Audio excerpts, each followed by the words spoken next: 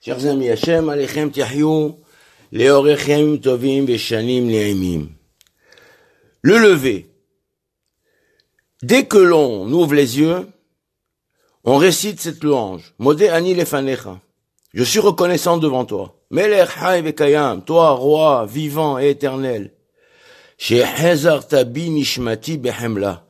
Que tu m'aies rendu mon âme avec miséricorde. Rabba Emunatecha. Grande est ta fidélité.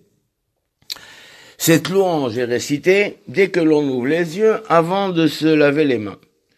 Il est dit dans le verset, entre tes mains je confie mon âme et tu me délivres, éternel, Dieu de vérité. De même, dans Irmia, il est dit, l'éternel est Dieu de vérité. Dans le Midrash, sur le psaume 25, Rabbi Alexander dit, un homme confie à son prochain des objets neufs et il les lui rend usagés. Mais Akadosh Baruch Hu rend une âme neuve et renouvelée quand on la lui a confiée, usée et flétrie.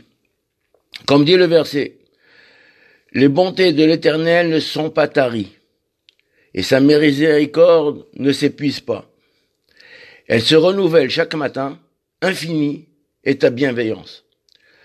La Gemara Brachot dit, Rav, quiconque salue son prochain le matin avant d'avoir prié est comme si qu'il avait fait une bama. Une bama, c'est un autel qui est autre que celui du temple. Comme il est dit, détournez-vous de l'homme qui a du souffle dans les narines. Car en quoi a-t-il de la valeur? Et la Gemara dit, ne lit pas bamé, et dit bama. Le Zohar sur Ruth dit que lorsque l'on se réveille le matin, la neshama revient dans les narines. Puis, avec la prière, elle se répand, et ce, dans le corps, et prend sa place, dans l'ensemble du corps. C'est le sens de l'enseignement de la Gemara. Car, dans le verset, il est dit, le souffle est dans les narines.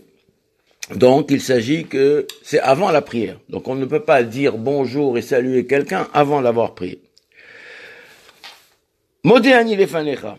Je suis reconnaissant devant toi. Je me tiens devant toi et je sais que tu m'as rendu mon âme. Je reconnais ce que tu as fait pour moi. J'approuve, oh Seigneur, tout ce que tu fais pour mon bien. Le mot je, Ani, vient en second. Juste après la reconnaissance, Modé Ani. Comme pour signifier je n'ai d'existence et je ne me réalise qu'après avoir fait la place à Hachem. Après lui avoir rendu son monde.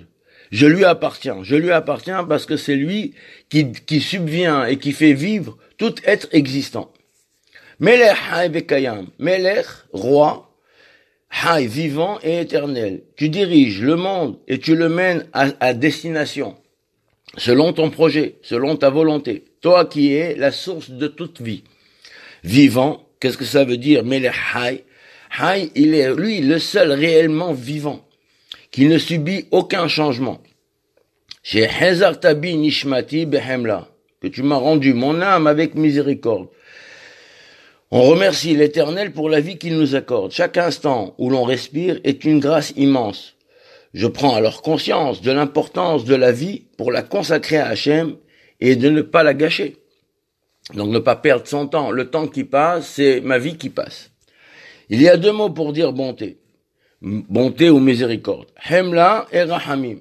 Le mot employé ici, Hemla, signifie, la différence est que la miséricorde suit la colère. Hachem nous rend notre âme, bien qu'en fait nous ne le méritions pas, puisque pendant la nuit, notre âme quitte notre corps, pendant le sommeil, elle remonte et elle est jugée. Donc toutes nos actions de la journée écoulée sont scrutées, examinées, analysées. Et malgré tout, notre âme nous est rendue. Donc, Behemla, Akadosh Baruch Hu nous a rendu l'âme Behemla, bien qu'il aurait dû se fâcher contre nous et nous ne méritons pas qu'elle soit rendue, malgré tout elle est rendue. Rabba Emunatecha, grande est ta fidélité. De quelle fidélité s'agit-il? La fidélité d'Hachem permet que sa volonté première, qui a précédé la création, se réalise pleinement, à savoir que le monde soit mené à sa réparation. La Emuna n'est pas seulement la croyance en Dieu, mais c'est surtout la conscience que l'infinité d'éléments qui existent dans ce monde et la multitude des êtres et vers des événements qui sont tous liés les uns aux autres par la volonté du Créateur. Tout ça est coordonné, est une symphonie, c'est une grande trame, des éléments qui se conjuguent entre eux, qui sont une symphonie à la gloire et à la noblesse du roi du monde. Cette expression est tirée du verset Rabba Emunatecha, un verset dans Echa, qui développe ce verset, l'espoir et l'aspiration d'un renouveau prochain, après qu'il y eut lieu la terrible destruction du temple. C'est à savoir, c'est avoir confiance en Hachem malgré les affres de l'histoire, l'espérance de la reconstruction après la destruction, la vie après la mort, l'attente de la résurrection finale et la foi en la vie éternelle et réelle. Il convient à chacun de se lever le matin avec force et entrain, joie et ferveur, pour se mettre au service d'Hachem. Heureux ceux qui ont hérité de cet honneur. Quel bonheur de pouvoir servir Hachem. Donc chaque jour, à Kadosh Baruch Hu, le jour en lui-même, ce sont des énergies, des flux d'énergie vitale qui sont octroyés au jour lui-même. Chaque jour ne ressemble en rien à celui qui a précédé. Chaque jour est unique. Donc les énergies de vie qui sont octroyées quand on se réveille le matin sont des énergies particulières, spécifiques, qui nous permettent de vivre. Donc quand on dit Rabba Emunatecha, on remercie Akadosh Baruch Hu, Modéani, que tu m'as rendu mon âme. Il s'agit de cette âme avec des énergies nouvelles. C'est à nous de les saisir, de les prendre, pour les canaliser, pour faire en sorte que cette vie de la journée à venir, qui s'ouvre, qui commence, soit consacrée à servir à Kadosh Baruch Hu. Il ne faut pas éparpiller les énergies, il faut les canaliser. Donc la première louange, dès qu'on ouvre les yeux, est pour une prise de conscience de cette vie qui est donnée en ce jour, qui doit être utilisée à bon escient. Baruch Adonai Le'olam, Amen ve Amen. Nous passons à présent à la Netilat Yadayim.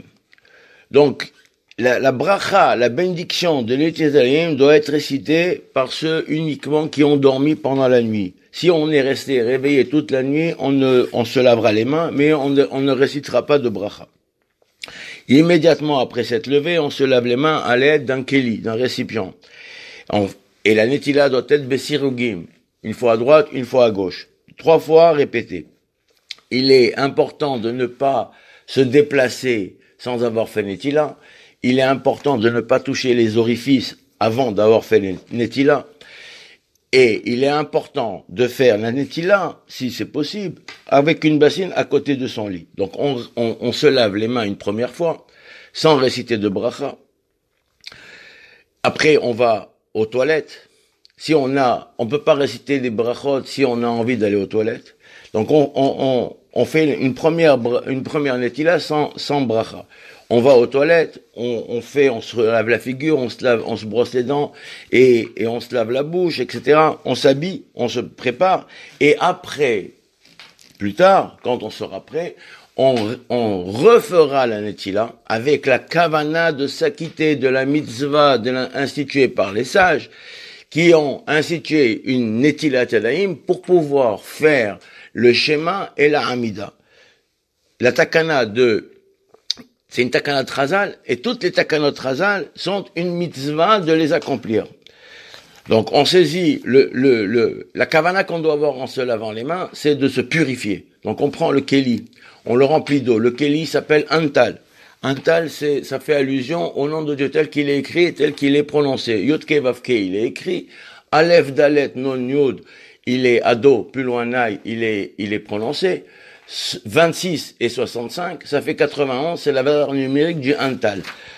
Ce Antal-là, ce Keli, on le remplit d'eau, avec l'intention de remplir les eaux, ce sont les eaux de la miséricorde, qui vont nous permettre, en versant l'eau sur nos mains, nous devons avoir l'intention de nous purifier et de nous sanctifier.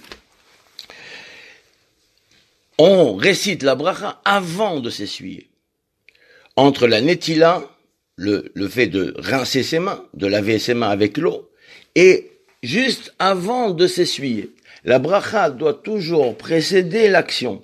Kol abrachot kulam mevarech rotam over la asiyatam, avant de les accomplir. La bracha doit précéder. Donc ici, avant Netilah, on peut pas faire de bracha. Donc on est dans tous les cas de Netilah, on fait la bracha juste avant. Quand on récite la bracha, on doit réciter la bracha sans rien faire d'autre.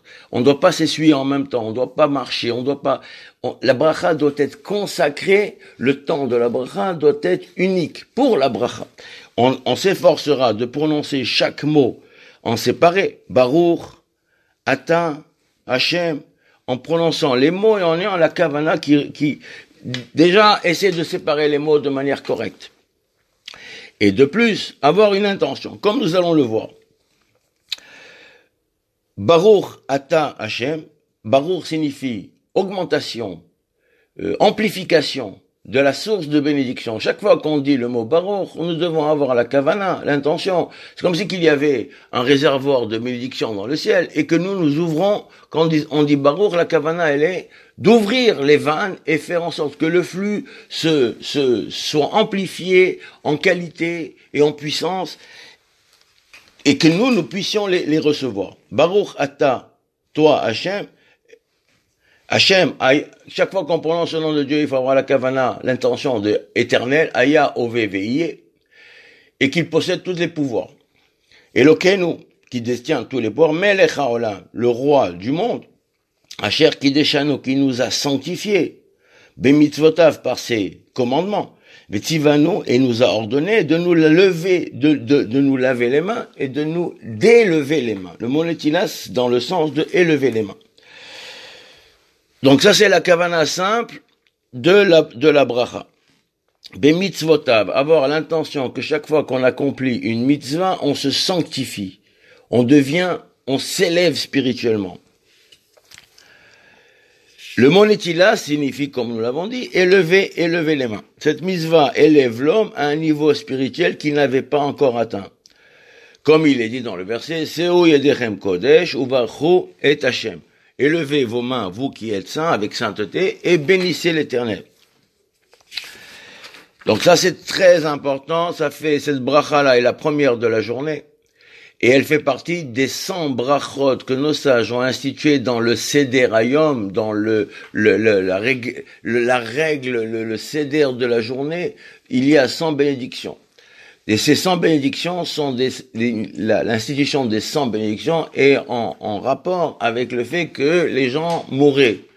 Donc, pour pallier au fait que les gens mouraient à l'époque de David, où la vie s'est réduite, depuis Moshe jusqu'à David, la vie s'est réduite, pour redonner le souffle de vie, Chachamim ont institué 100 bénédictions.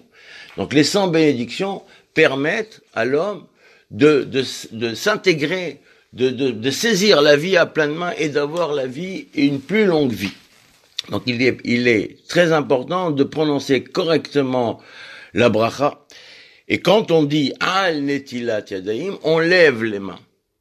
Puisque, comme nous l'avons dit, le mot Netilah, ça veut dire élever les mains. Donc jamais, le Zohar dit qu'il ne faut jamais lever les mains pour rien au-dessus de sa tête ou au niveau de sa tête.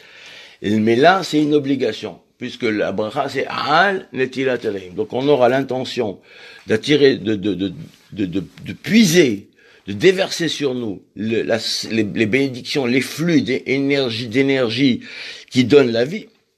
Et on aura l'intention de se sanctifier à travers non seulement la Netilah elle-même, mais aussi la bracha. Baruch Adonai Le'olam. Amen ve Amen.